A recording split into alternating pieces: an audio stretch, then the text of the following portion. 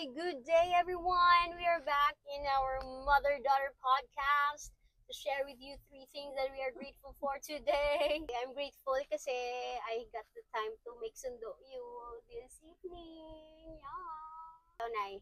I have time to sleep. Wow, yes, because it's Friday, you will be sleeping so long. You're so tired, so you deserve to sleep. Ako naman, buwas, I'll be having a project. I'll be hosting. So, I'm so happy. I'm having another project. I'll be hosting. Ulit. Yes, I'm so excited for tomorrow.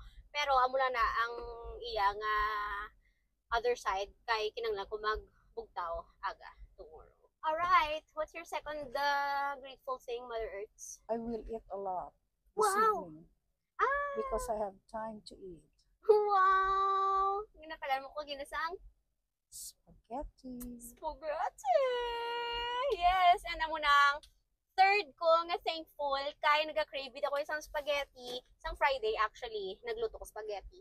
Isang Wednesday, nagpakalman ko spaghetti. Kag subong, ng tagana ko ni nanay spaghetti. Oh, bongga! Shout out sa mga wala. Nagatag sa ako ng spaghetti. Pero hindi, move on na kita. So, we're friends. We're friends.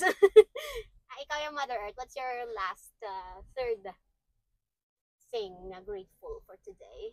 We are together. Yay! Love you, love you! Love you. And that ends our bonding tonight because Mother's gonna sleep. She's sleeping on our way home and I will be driving home. Bye everyone! Mwah!